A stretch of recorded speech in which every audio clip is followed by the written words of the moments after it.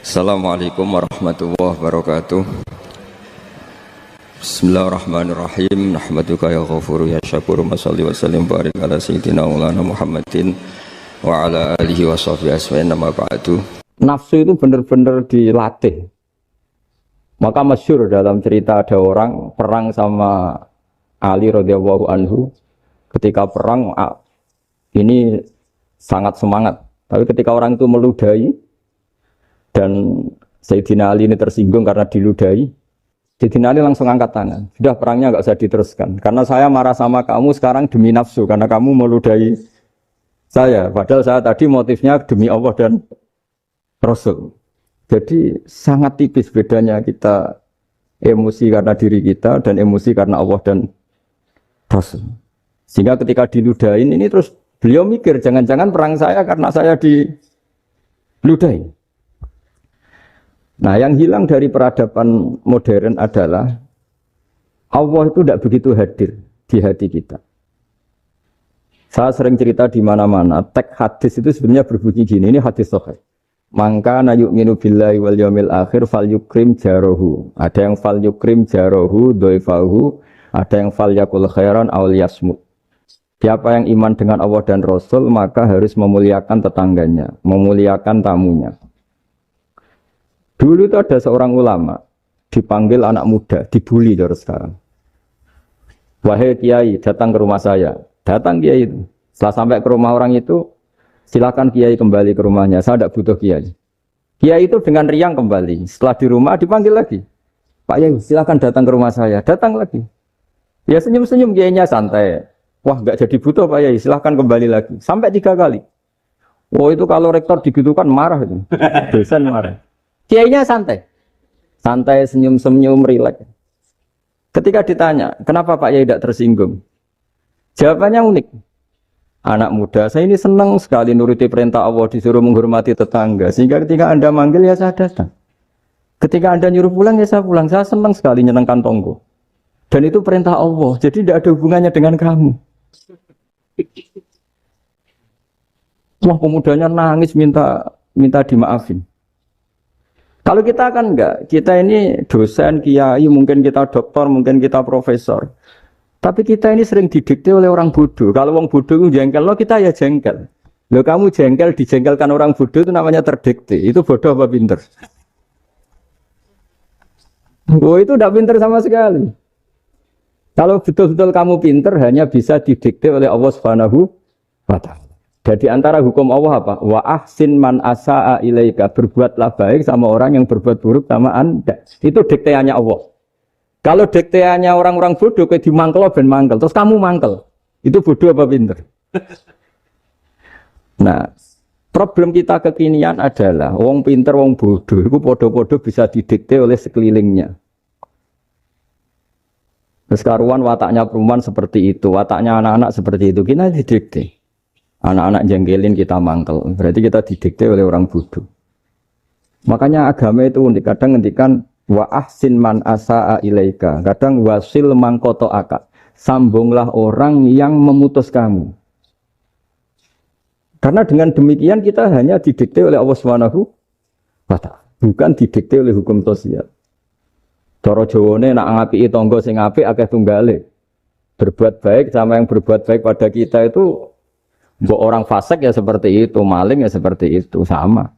Tapi kalau berbuat baik sama orang yang berbuat jelek sama kamu itu baru luar biasa. Dan memang teksnya hadis wa ahsin man asa'a ilaika. Berbuat baiklah sama orang berbuat buruk sama kamu. Jadi enggak boleh orang didikte. Makanya ngaji di sini diantaranya saya akan cerita dalam sebuah hadis sahih. Dalam hadis hasan yang diriwayatkan Imam Tirmidzi ada kalimat dari Rasulullah sallallahu alaihi wasallam, dawuh Nabi, la takunu imma'atan taquluna in ahsanan nasu ahsanna wa in zalamu zalamna walakin watti'u anfusakum in ahsanan nasu an tuhsinu wa in asa'u alla tazlimu. Kamu jangan jadi orang yang mudah diombang-ambingkan oleh orang sekeliling kamu, yaitu kamu mengatakan jika orang baik ke saya akan baik, jika orang buruk ke saya juga akan membalas buruk. Itu namanya Anda didikte. Tapi berkomitmenlah kamu akan berbuat baik meskipun orang lain berbuat buruk. Nah sekarang logika sosialnya begini. Kalau di Indonesia itu ada 1000 kiai, ada 1000 profesor yang ingin membenahi Indonesia. Rata-rata orang awam itu semau gue. Terus mereka mendikte kita. Perilakunya agak simpatik, perilakunya jengkelin. Terus 1000 profesor ini ikut jengkel. Itu kira-kira jadi solusi apa goblok bareng? Sama 1000 kiai ini ikut jengkel. Ini jadi solusi apa goblok bareng? Goblok bareng. Nah problem sekarang kita ini biasa didikte orang bodoh. Nah makanya ciri khas orang muslim itu kata Nabi mangkana yu'minu billahi wal yaumil akhir. Jadi baik tetangga karena perintahnya Allah dan Rasul. Pentingnya apa? Bedanya karena berbuat baik ini perintahnya Allah, mbok tonggo apik lagi tetap apik karena perintahnya Allah dan Rasul. Begitu juga dengan hubungan dengan istri, dengan anak. Mbok bojomu lagi cerewet lagi tetap apik. Karena dengan cara itu kita hanya tunduk kepada Allah dan Rasul. Tapi kalau kamu, istri saya kalau baik ya saya baik, kalau enggak ya enggak. Berarti Anda didikte oleh perilakunya dia. Itu latihan, ya kalau dalam bahasa pondok, latihan jadi wali itu yang paling berat. Nabi itu kalau sama orang munafik itu sabarnya Masya Allah. Padahal Nabi berso kalau orang itu orang munafik. Karena dengan cara seperti itu, bahwa kebaikan Nabi pada seseorang itu atas perintahnya Allah dan Rasul, bukan atas nama servis. Kalau Nabi hanya baik kepada Abu Bakar, itu mungkin orang bilang, wis adune wong Abu Bakar baik sama Nabi. Tapi kalau Nabi baik sama orang munafik, Abdullah bin Ubay bin Salul, itu kalau enggak perintahnya Allah dan Rasul itu enggak bisa. Nah ini cobalah berlatih seperti itu, sehingga kita tidak mudah didikte. Ya saya ulang lagi, enggak mudah apa? Didikte. Ini ngaji itu harus objektif itu jujur.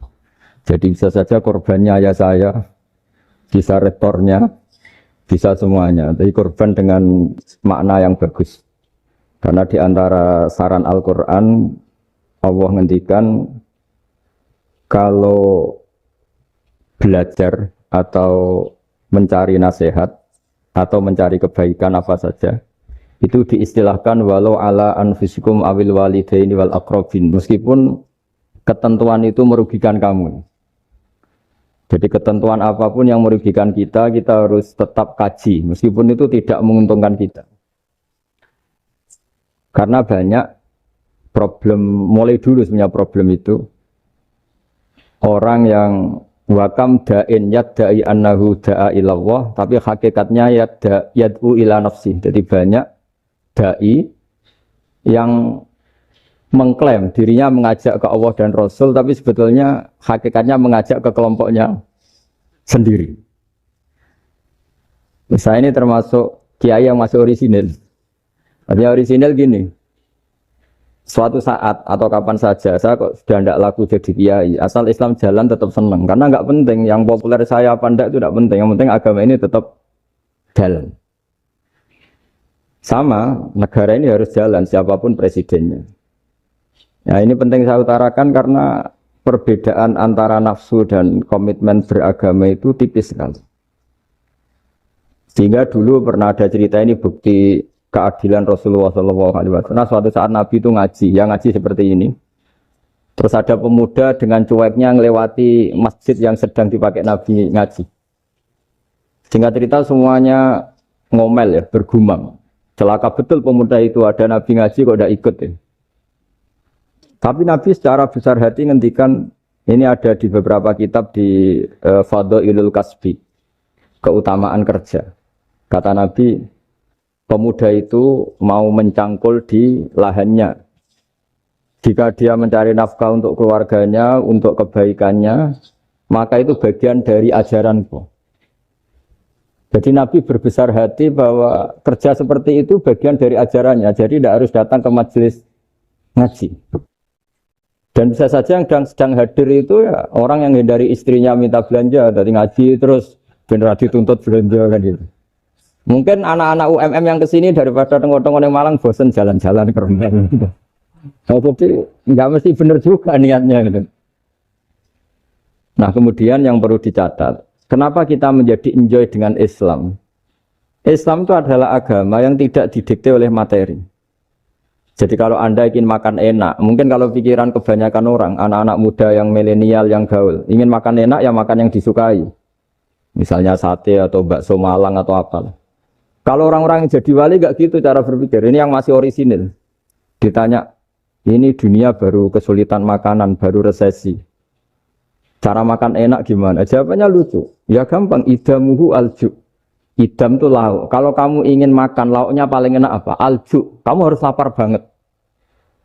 Sampai kalau puasa itu melihat tempe itu wah luar biasa. Tapi kalau kamu nggak puasa, air putih itu nggak menantang. Tapi kalau puasa, tempe, air putih itu menarik dan Anda tetap lahap. Apa? Karena lauk terbaik adalah alju, yaitu lapar. Nah, tapi kita ini enggak. Kita ini kayak orang bodoh. Kayak orang bodoh tadi. Profesornya makan nyaman ya kalau sesuai selera. Nah, itu kan sama dengan anak-anak ABG. Anak ABG itu makan lahap ya kalau yang disukai. Lalu bedanya apa ABG sama profesor? Kalau cara berpikir masih sama kan itu.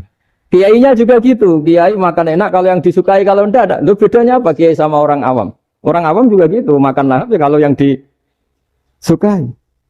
Nah, ternyata perilaku kita ini yang pintar sama yang bodoh sama.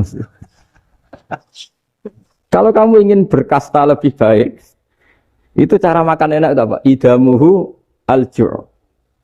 Lauk terbaik adalah karena kita sangat lapar. Makanya masyhur dalam cerita-cerita tarikh sirah nabawiyah. Nabi diberi hadiah, beberapa hadiah. Di antaranya ada yang diterima, ada yang enggak. Termasuk yang dikembalikan itu dokter. Ada seorang raja memberi hadiah Nabi dokter Tobit. Itu sama Nabi dikembalikan. Karena dokter ini sudah lama kumpul Nabi itu enggak pernah sakit. Akhirnya dokter ini putus asa, ini enggak perlu diobatin. Ketika ditanya, kenapa ya Rasulullah engkau tidak pernah sakit? Karena kita ini kaum, kita ini komunitas masyarakat yang tidak akan makan kecuali lapar. Dan kalau sudah makan, berhenti sebelum kenyang.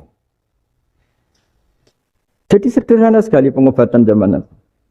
Sebagian besar penyakit itu pasti disebabkan kita ceroboh dalam hal makan.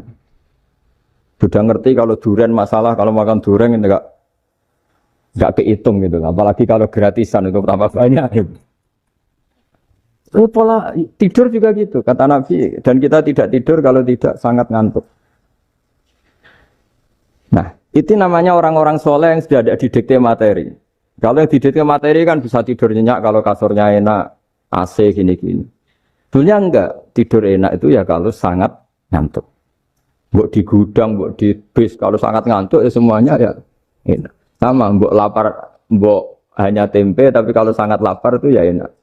Nah ini ilmu yang mulai hilang, ilmu-ilmu yang mulai hilang.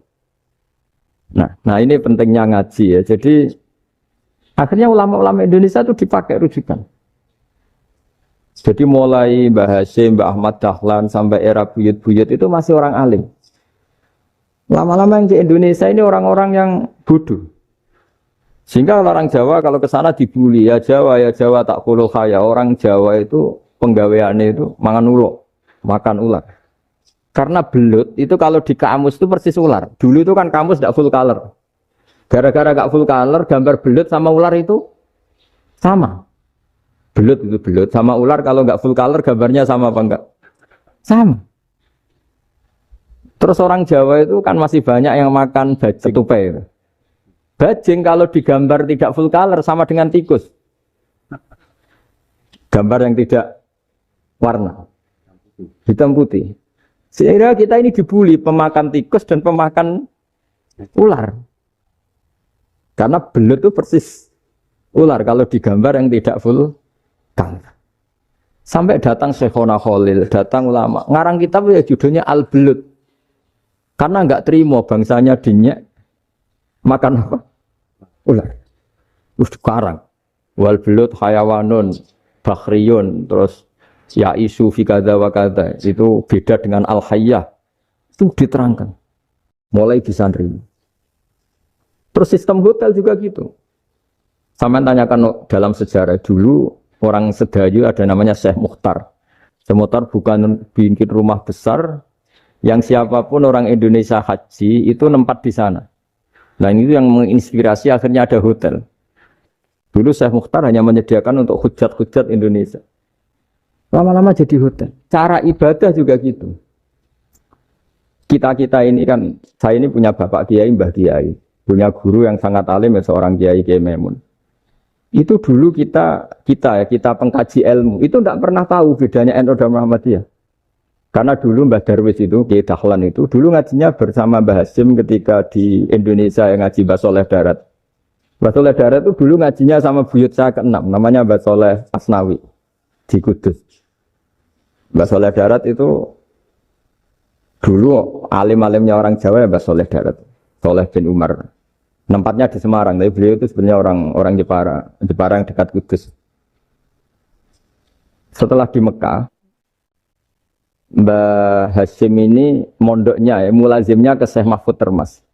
Tapi sesekali ke Syekh Khotib Minangkabau. Nah yang Mbah Ahmad Dahlan lebih sering ke Syekh Khotib Minangkabau, sesekali ke Mbah Mahfud. Singkat cerita, karena Syekh Khotib Minangkabau sudah modern ya, terlibat organisasi dunia. Pas itu beliau pengagum Muhammad Abduh, pengagum Rasid Ridho. Sehingga bawaannya Mbah Dahlan itu lebih pergerakan karena beliau lebih mengidolakan Syekh Khotib. Nah Syekh Khotib sendiri sebenarnya orang Minangkabau. Jadi beliau namanya Muhammad saja sebenarnya. Jadi menantunya orang Arab. Oh itu dicibir mertuanya ini karena punya mantu orang Jawa, orang ndak Arab. Singkat cerita terus di mertuanya bilang gini, kamu jangan pernah bilang kalau orang Arab itu mansa kanal Arab, orang yang bertempat di Arab. Walakin man takallama bi arabiyyin fasihin, tapi orang bisa ngomong Arab secara fasih. Singkat cerita, kalau kamu tidak percaya, nanti suatu saat menantu saya kalau Jumatan, tidak usah kamu kasih tahu, langsung suruh jadi khotib. Tidak usah kamu kasih tahu, sarannya tidak usah kamu kasih tahu. Kalau sekarang kan enggak. Kalau dosen mau jadi khotib kan mengumpulkan materi dulu. Lucunya di antara materinya itu dari TV. Makanya jadi ribet kan khutbah sekarang. Kalau musim corona ya akan ngomong corona, musim apa yang ngomong apa. Jadi lagi-lagi didikte oleh media. Sebenarnya kalau ngomong kan sesuai kebutuhan umat, ini obatnya apa. Tapi enggak sesuai trending topik, itu kan kayak anak-anak gaul. Ini dokter kok gitu kan aneh. Singkat cerita si khotib ini enggak dikasih tahu, Syekh Muhammad tadi enggak dikasih tahu, langsung disuruh khutbah. Fatakallama bikalamin fasihin. Dia ngomong fasih sekali. Bahkan ngalah-ngalahi fasihnya orang Arab asli. Semenjak itu beliau dapat gelar Al-Khotib, orang yang cakap berpidato berkhutbah. Ya terus dia Syekh Khotib Al-Minangkabau. Jadi orang Indonesia itu luar biasa. Dulu yang namanya orang Indonesia di Arab Saudi itu dihormati sekali. Karena yang ke sana itu pasti ulama. Sudah alim di Indonesia ke sana, termasuk Mbah Ahmad Dahlan. Mbah Hasyim dulu karena sama-sama muridnya Mbah Soleh Darat. Lama-lama yang ke sana itu TKI TKW itu ya mulai agak dibully.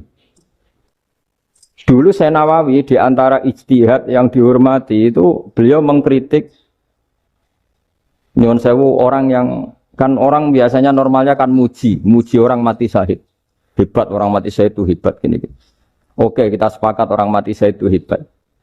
Tapi kata Imam Nawawi dengan syarat niatnya itu li'ila'i kalimatillah dan itu bawaan takdir. Saya ulang lagi, itu bawaan takdir, harus mati di medan perang. Tapi tidak boleh seseorang ini niat perang tapi niatnya supaya syahid. Karena kalau begitu berarti dia berniat supaya menjadi maktulal kafir, orang yang dibunuh orang kafir. Kedua, dengan dia mati berarti pasukan Islam berkurang. Berarti dia ingin pasukan berkurang, hanya ambisinya dia ingin langsung ke surga. Misalnya pasukan orang Islam itu 10, orang kafir 10. Kalau kamu ingin syahid berarti mati 1 kan, tinggal 9 kan. Nah kalau yang seperti itu 10 kan mati semua. Gara-gara ingin syahid akhirnya perang rapati tenanan, benang mati, benang mlebu. Kata Syekh Nawawi, ya enggak. Kalau kamu perang sama orang kafir ya niat menang. Dengan niat menang ini kamu ingin li'ila'i kalimatillah. Tapi kalau kamu ingin syahid, berarti kamu menuruti keinginan nafsu kamu yang cepat masuk surga. Itu orang Arab kagumnya bukan main. Karena di mana-mana orang itu dinilai dari niatnya. Paham ini ya? Tapi perang loh ya, dalam kondisi perang, bukan teroris. Perang itu artinya orang kafir yang ingin bunuh kita, itu perang namanya apa? Perang. Dulu orang cerita syahid itu hanya pokoknya syahid itu hebat, pokoknya syahid itu hebat. Syahid di medan perang itu hebat, pokoknya syahid di medan perang hebat. Tapi ketika Syekh Nawawi memberi penjelasan ilmiah, jika kamu perang ingin cepat mati, ingin cepat syahid, artinya ini untuk pemenuhan diri kamu, karena kamu bayangkan langsung masuk surga. Kamu lupa bahwa dengan kamu dibunuh, kekuatan Islam berkurang. Akhirnya beliau memberi penjelasan. Syahid itu bagus, itu sebagai takdir. Hanya takdir itu kita perang yang ingin menang, tapi takdirnya mati. Jangan dibalik. Oleh perang rapati tenanan, benang mati, namun itu yang pertama, terus ulama yang pertama memberi penjelasan itu Syekh Nawawi. Akhirnya melahirkan kekaguman yang luar biasa dengan tafsir Munirnya itu. Terus beliau itu orang yang rileks kalau menjelaskan ilmu. Ini ya juga guru-gurunya Mbah Hasyim, Mbah Guru sama Mbah Hasyim, sama Mbah Ahmad Dahlan Syekh Nawawi. Jadi dulu yang alim di Arab itu ada Syekh Nawawi, ada Syekh Khotib Minangkabau, ada Syekh Bakir Jogja, ada Syekh Mahfud Termas. Itu orang Indonesia banyak sekali yang alim. Bahkan diantaranya yang dikagumi Al-Azhar itu juga orang Indonesia, nama Syekh Abdul Manan, itu mbahnya Syekh Mahfud Termas.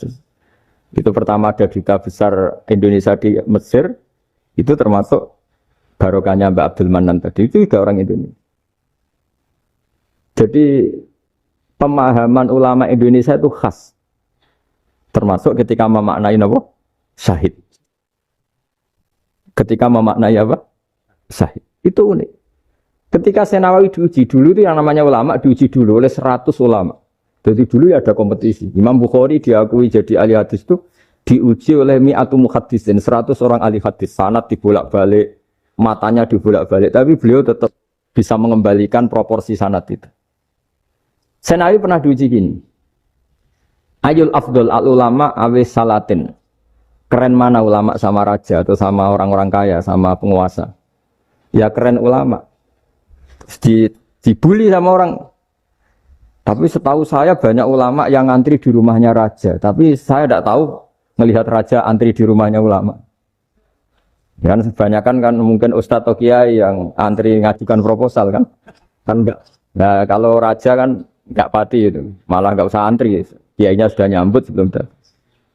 Jawabannya lucu Syekh Nawawi itu. Dan yang tanya itu langsung diam. Ya karena ulama itu tahu fungsinya uang. Sehingga cara nyari sampai seperti itu. Sementara raja-raja itu tidak tahu fungsinya ilmu, makanya tidak pernah sowan ulama. Sehingga, jadi ya dianggap enteng saja. Ulama kan tahu fungsinya uang, tahu untuk pondok, tahu masjid. Sementara raja tidak tahu fungsinya ilmu. Jadi itu khas Jawa ya, khas Jawa, khas Indonesia. Apa-apa yang menurut orang banyak dengan tanda kutip itu buruk atau baik, itu orang Jawa menafsirkan tuh gampang saja. Sehingga semenjak itu Jawa itu dipandang betul. Saya punya kitab namanya Qadhayal Haji wal Umrah. Itu terbitan Hayatul Ulya Arab Saudi, milik Wahabi. Itu diantara fatwa yang dipakai untuk solusi muskilatul haji, problem-problem haji kekinian. Itu fatwanya syekh-syekh yang dari Indonesia. Termasuk Syekh Khotib Minangkabau, Syekh Nawawi Banten, Syekh Bakir Nur Jogja. Misalnya begini, dalam fatwa-fatwa yang menyulitkan kita ya, sampai sekarang jadi perdebatan. Ketika Safa dan Marwah itu dengan batas tertentu, saya ulang lagi dengan batas tertentu. Mau tidak mau atas nama kebutuhan, itu kan butuh perluasan. Karena kalau naik turun itu mudah disepakati ulama. Jadi misalnya gini ya, saya punya tanah seluas ini. Pasti orang akan mengatakan sampai bawah ya tanah saya, sampai atas tanah saya. Itu mujma'alah, itu disepakati. Sehingga Nabi ngendikan al-Ka'bah min tuhumil ardi ilas sama Ka'batun. Ka'bah sampai ujung bumi, sampai ke aras semuanya Ka'bah. Sehingga tidak ada perdebatan ulama ketika Masjid Haram ditingkat, kemudian yang di atas sholat. Tetap dia menghadap Ka'bah. Tidak harus diluk melihat di bawah, enggak. Karena Ka'bah sampai langit. Sama, tanah Anda kamu tingkat sampai 10, enggak ada tetangga protes. Karena bawah sampai atas tanah Anda. Tapi kalau diperluas, tanah Anda kamu luaskan setengah meter saja atau 3 cm saja, iso geger mbek tonggo. Karena di mana-mana batas itu ya Ya tadi, kalau atas bawah miliknya, kalau samping enggak. Pertanyaannya, perluasan Mina itu ke samping. Perluasannya Matof yang Mas'a itu juga ke samping. Geger kan ulama dunia. Bagaimana hukumnya Mina Jadid? Mina yang diperbarui atau Mina yang diperluas. Itu diantara rujukan baik yang membolehkan maupun yang menentang. Itu ya Syekh Indonesia. Itu orisinal tuh. Saya punya kitab orisinal terbitan Hayatul Ulya, kira-kira ya kemenaknya Arab Saudi kalau di Indonesia itu. Itu yang dirujuk Dawe Syekh Nawawi, Dawe Syekh Khatib Minangkab. Karena apa? Ada logika khas Jawa. Misalnya begini. Meskipun saya tidak perlu fatwa Mina Jadid sah apa enggak, memang jadi perkhilafan ulama. Misalnya kampung ini dinamai Mina. Pertanyaannya gini, tanah yang di samping ini bisa milik Anda apa enggak? Ya bisa Gus kalau dibeli atau dihibahkan. Berarti tanah di samping Anda menjadi milik Anda karena ada proses pengambil alian lewat beli maupun hibah. Nah masalahnya ini negara itu berhak menganeksasi atau memasukkan ini sebagai Mina. Itu ulama Jawa kalau ditanya, alasannya apa? Fa'innal muttasila bisya hukmu dzalika syai'. Karena yang gantet, yang mutasil itu bisa dihukumi seperti sesuatu itu. Jadi kalau ini Mina, ya yang gantet Mina ini ya bisa dikatakan Mina. Beda dengan membuat Mina, Malang Mina, wah itu tidak bisa, ada mutasil kan. Itu enteng sekali ulama Jawa. Satu ya tentu karena kebutuhan, tapi asal masih al-muttasilu bihi, yang masih tanah yang masih mutasil. Nah ketika perluasan mas'ah antara sofa dan marwah kan misalnya ini batas luasnya sofa, ini batas luasnya marwah.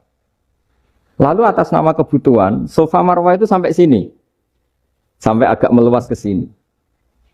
Itu geger Arab Saudi. Wah ini gimana. Padahal tawaf itu harus antara gunung Sofa dan gunung Marwah. Sa'i itu ya. Tapi kalau istilah Quran memang tawaf sama-sama. Makanya apa? Inna Sofa al-Marwata min sa'airillah faman hajjal bita wi'atamaro fala junaha alaihi ayat tawafati. Nah, jadi kalau istilah sa'i di Quran itu masih tawaf. Karena harus ada, kalau bisa lah, bukan harus. Kalau bisa memang harus ada unsur muternya. Kita kalau sa'i kan dari sini Sofa sampai sini Marwah, terus kan agak muter ke sini, nah, kan agak membentuk lingkar. Nah, makanya Quran tetap mengistilahkan apa? Tawaf.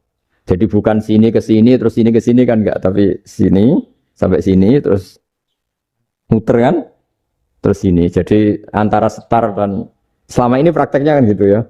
Sofa ngambil sini, terus ke sini, terus agak muter. Nah, karena ada unsur agak muter ini terus orang menyebut apa? Tawaf. Tapi itu bukan syarat sah, ini cerita ideal. Saya ulang lagi ya.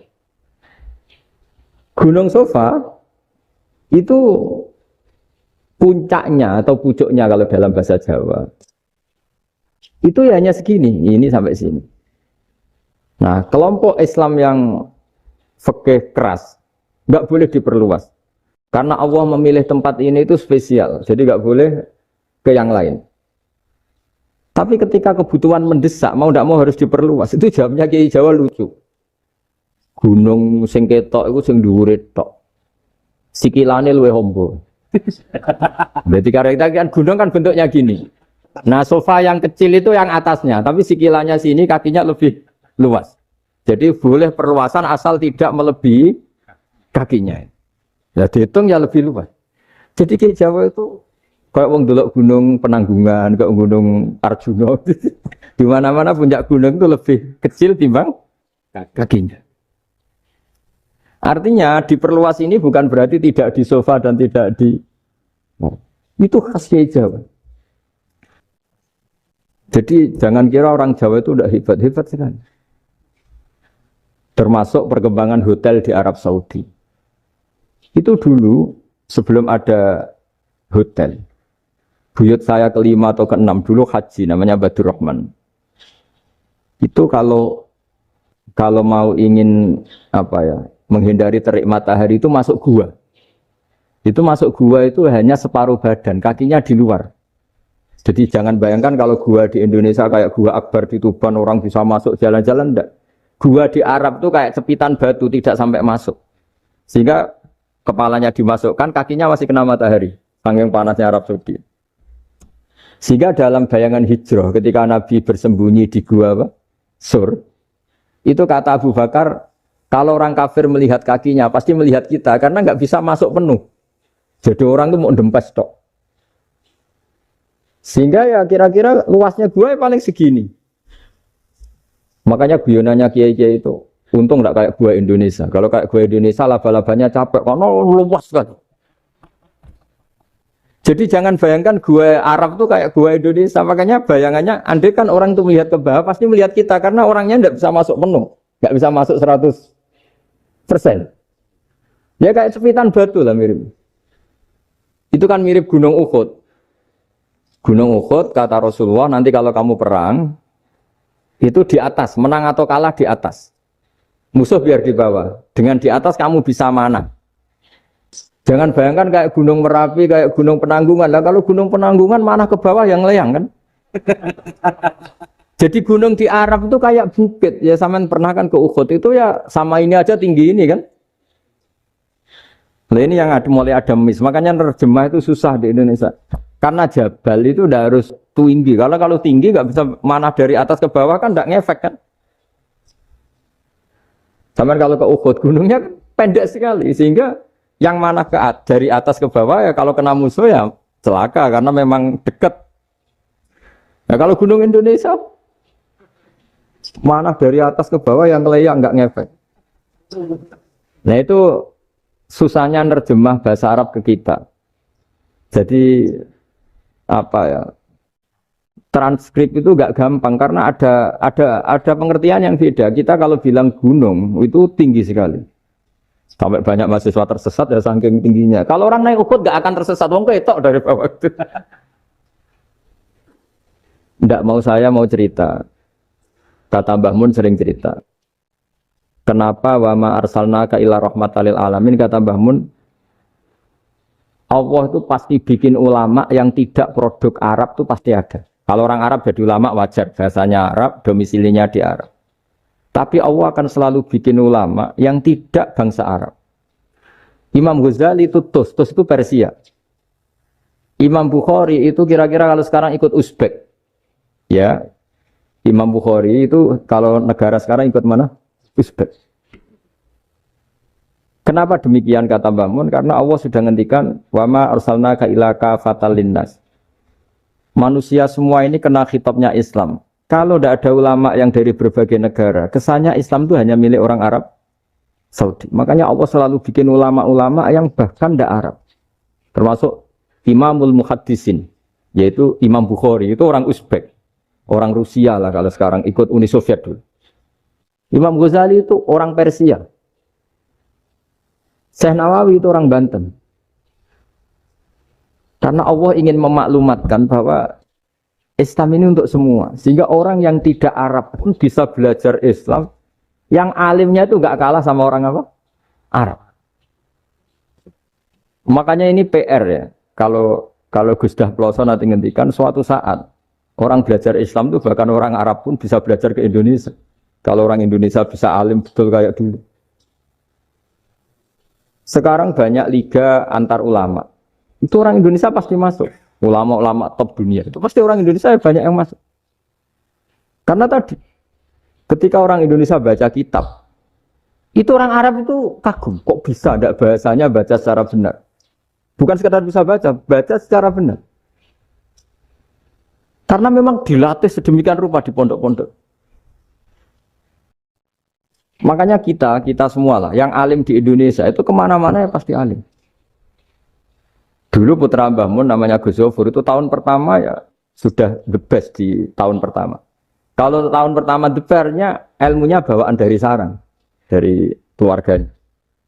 Gus Najib mondok di Said Muhammad tahun pertama sudah dipuji sebagai yang teralim karena ya sanggup. Kalau dipujinya tahun ketiga, tahun keempat kan mungkin dapat dari sana. Ini tahun pertama. Seolah lagi tahun. Karena pengajaran di Indonesia itu luar biasa di pondok-pondok. Makanya kalau dalam anekdot pondok itu cerita-cerita lucu itu. Ada orang Jakarta ngaji, setelah di kelas itu pelengahan terus. Melihat jendela, lihat pintu terus. Lama-lama gurunya marah. Kamu diajarin kok enggak punya sopan. Melihat pintu terus enggak memperhatikan guru. Anak Betawinya jamnya lucu. Habis Pak Guru bohong. Kenapa ya? Kamu Pak Guru bilang Ja'a Zaidun, Zaid datang. Tak lihat enggak ada yang datang. Setelah itu contoh nasab kan ro'a itu Zaidan. Saya melihat Zaid, saya enggak melihat Zaid.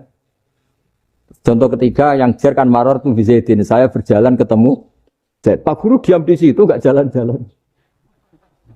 Jadi saking detailnya Indonesia dia cari. Kalau rofa Ja'a Zaidun. Kalau nasab ro'a itu Zaidan. Kalau jer maror tuh Zaidin. Nah si murid Betawi ini karena pertama sekolah, ngiranya gurunya itu cerita, Zaid datang. Makanya dia ngelihat pintu terus, mana katanya datang kok enggak datang-datang. Nah dengan latihan seperti itu, kemungkinan orang Indonesia salah itu kecil, karena memang dilatih betul. Saya ulang lagi, karena memang dilatih betul. Sehingga ketika orang Indonesia ini yang cerita seorang wartawan, ini kisah nyata. Kali ini tidak anekdot, kisah nyata. Ada wartawan internasional ngeliput Ramlah. Ramlah itu di Gaza, di Palestina. Wartawan Indonesia ini hanya bisa bahasa Inggris. Dijak ngomong bahasa Arab. Terus dia bilang saya tidak bisa.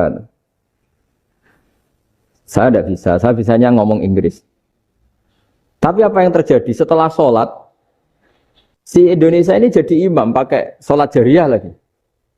Baca bismillah benar, bismillahi jer karena mudhof ilaih. Terus ketika iktidal ya benar, Rabbana lakal hamdu mil'u samawati wa mil'ul ardi benar. Ketika tahiyat ya benar, at-tahiyatul mubarakatuh sholawat. Sama orang Arab ini diagumi. Orang Arab kalau senang orang itu dicium. Kamu tawaduk, sebenarnya kamu itu ahli bahasa Arab. Karena orang Indonesia sekali sholat itu nggak ada yang salah. Meskipun benarnya karena hafalan, tapi bagi yang ahli nahwu itu hebat.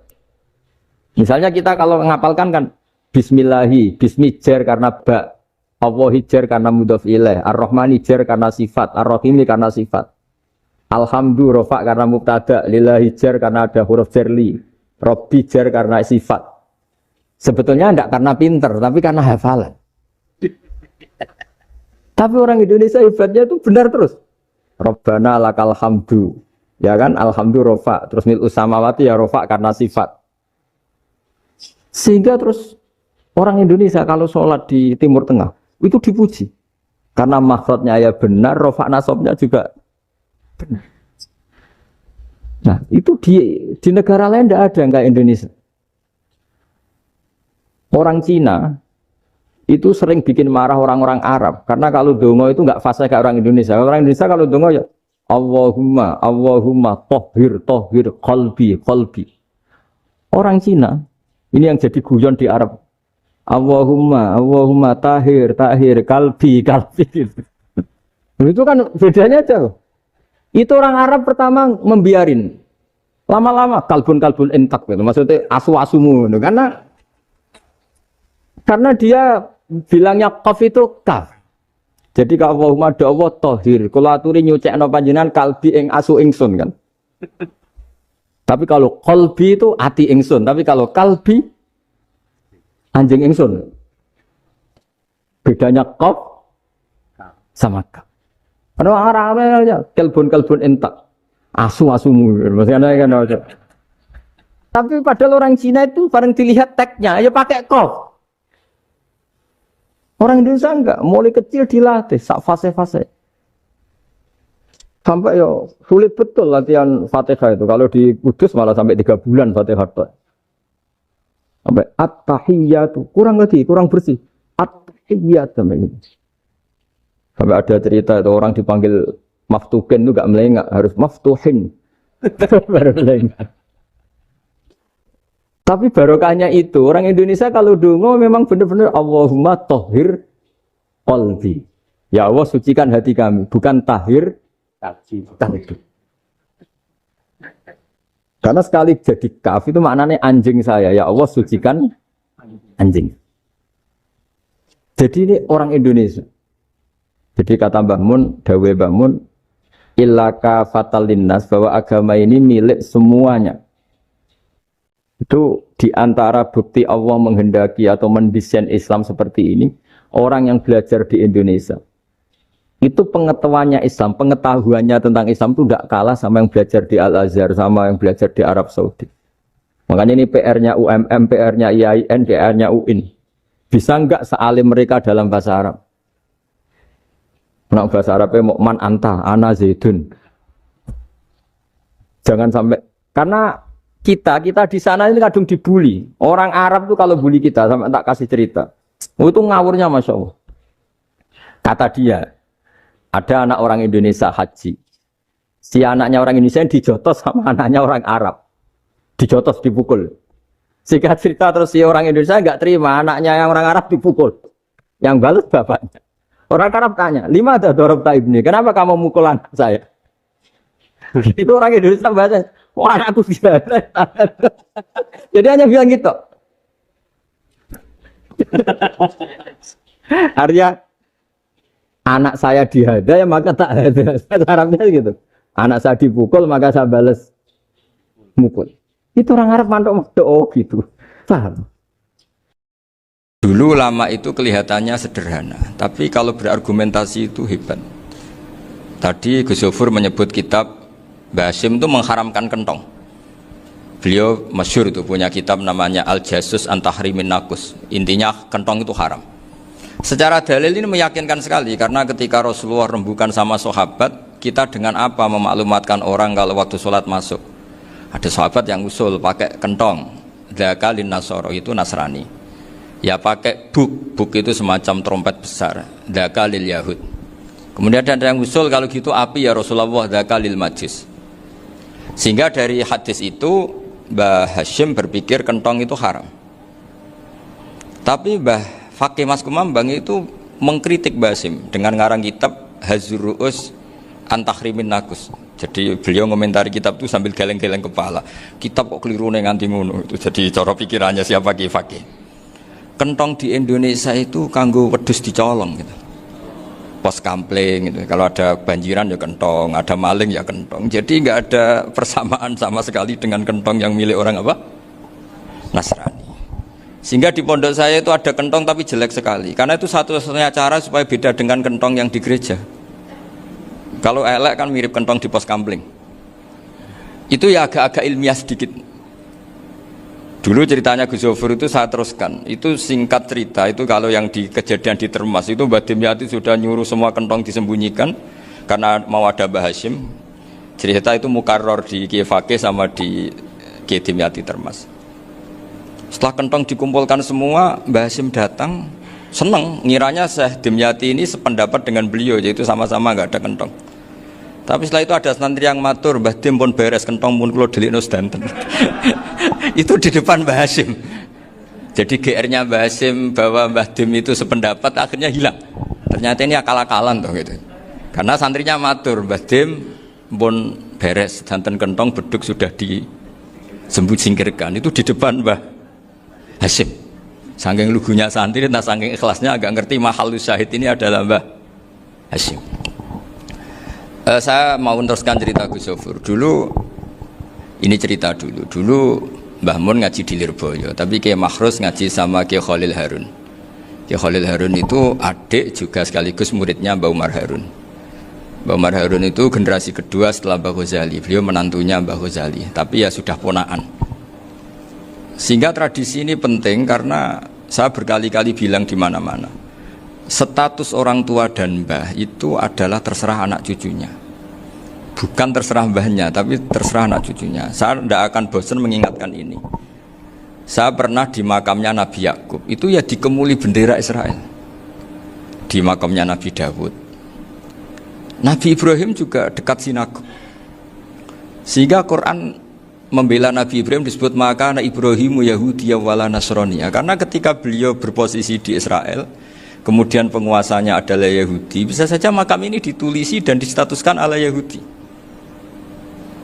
Ya seperti Nabi Yakub. Nabi Yakub itu nabi yang kita yakin tentu berkeyakinan beliau orang baik, orang muslim, orang mukmin, tapi karena di desain mereka ya dikemuli bendera Israel dan disebut Abul Yahud, karena kita tahu nama lain dari anaknya Nabi Yakub adalah Yahuda bin Yakub bin Ishak bin Ibrahim. Sehingga perasaannya orang Yahudi menjadi Yahudi itu yang ngikuti mbah-mbahnya. Nah, khawatir saya ketika buyut-buyut kita kaya. Buyut saya itu orang kaya dulu, namanya Badur Rahman. Itu kaya sekali, tanahnya banyak. Dulu cerita Mbah Hashim ya kaya sekali. Mbah Maksum juga kaya. Mbah Abdul Aziz juga kaya. Karena dulu itu inginnya kiai itu yo ketok sugih lah, gak ngel-ngelo santri. Tapi nanti kalau cucu-cucunya sudah ndak alim, itu ndak dianggap punya tanah itu karena untuk fasilitas santri. Aku tak kedonyan, mbah-mbahku ya kedonyan. Buktinya tanah yombo itu. Karena dia akan menafsiri sesuai cara berpikir. Makanya sanad keilmuan yang diceritakan Gus Zofir itu harus diulang-ulang. Kalau nggak diulang-ulang, maka kita akan berpikir sendiri untuk menafsirkan masyayikhon al-kiram atau ajdadan al-kiram. Nah, ini yang bahaya, yang sering Quran mengingatkan. Jadi ada status yang disematkan oleh anak cucu kayak orang Yahuda tadi, Yahuda bin Yakub bin Ishak bin Ibrahim, itu menstatuskan mbah-mbahnya yang bernama Ibrahim itu Yahudi. Sampai Quran sendiri yang bela maka anak Ibrahimu Yahudi wala Nasrani. Karena secara geografis sekarang Ibrahim di Israel dan otoritas itu juga milik mereka, sehingga mereka bisa masang-masang atribut yang menunjukkan kalau itu Yahudi. Beberapa al-alim al-alamah yang minnah itu sudah wafat dan kadang-kadang zuriyahnya itu tidak kita. Kalau sekarang orang bahasakan kubu sebelah.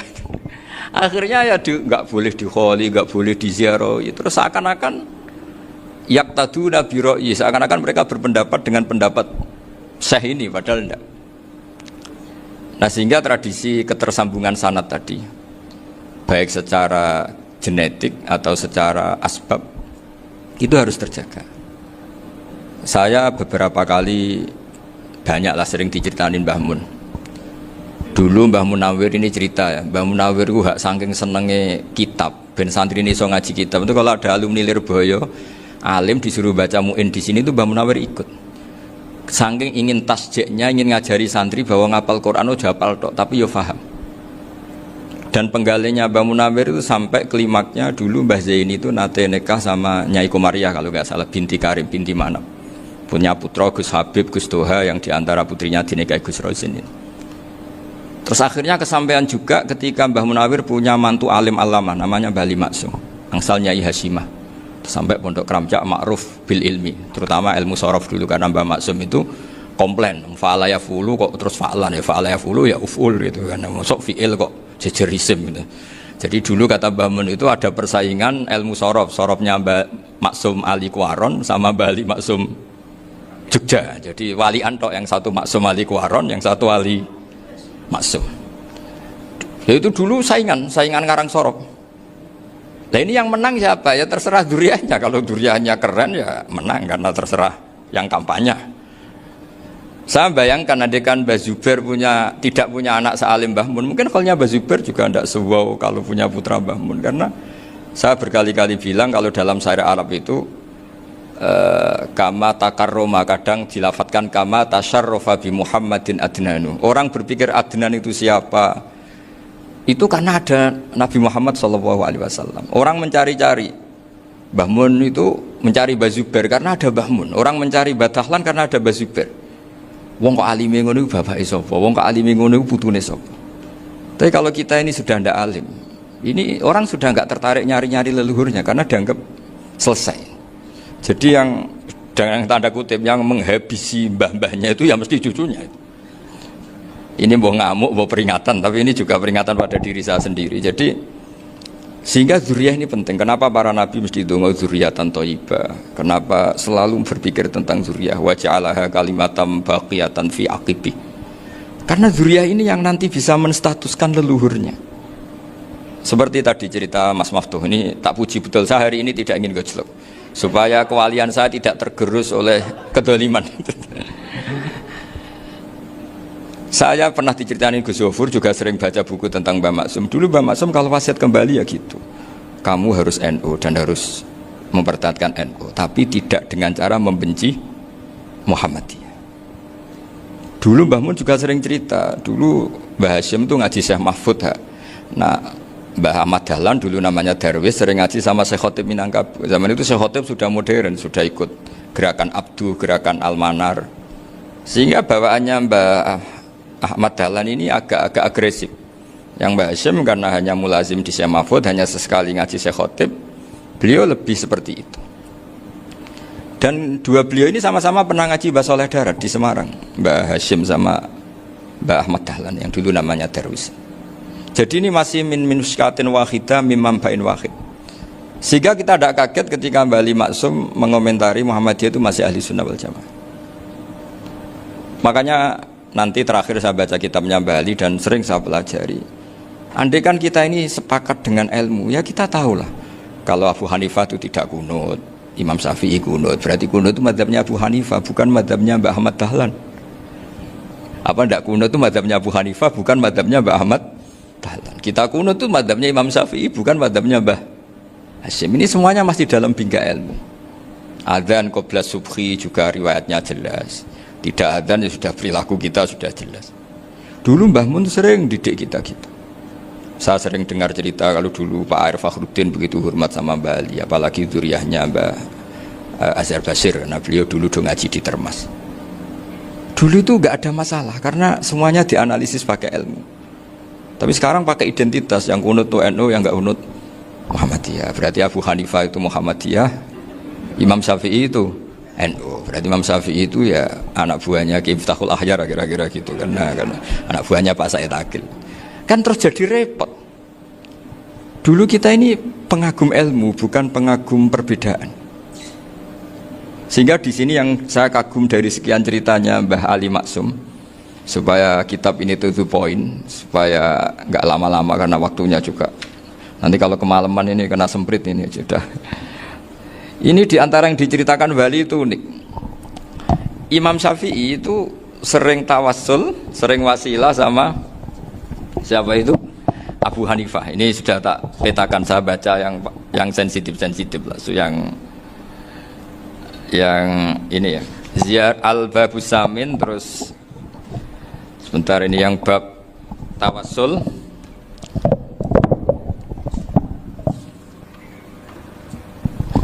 Ini di sini halaman 90, mungkin santri-santri kerap ya bisa ngecek lagi di kitab Hujatul Ahli Sunnah. Ketika cerita tawassul, di antara yang diceritakan Mbah Ali Maksum adalah perilaku ya, bukan sekedar statement tapi apa? Perilaku. Perilakunya Imam Syafi'i atau ahwalnya kalau bahasa halusnya, yang selalu ke makamnya Abu Hanifah untuk tawassul. Padahal Imam Syafi'i itu orang yang secara ilmu sering kritik Abu Hanifah.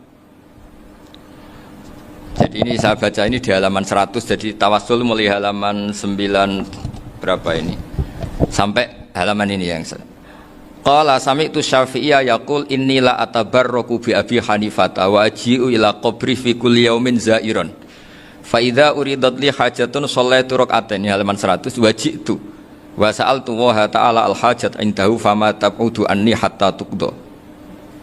Kanal Imam Syafi'i ayyama huwa bi Baghdad yatawassalu bil Imam Abi Hanifah yaji'u ila dorihi fayusallimu alaihi wa yatawassalu ila Allah bihi fi qada'i hajati. Terus wa yatawassalu Imam Ahmad bi Imamina Syafi'i.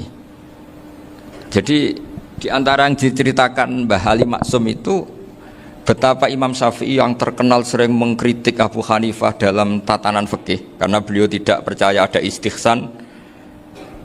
Abu Hanifah berpendapat adanya istihsan, dan kita tahu lah ikhtilafu Syafi'i wa Abu Hanifah itu besar sekali.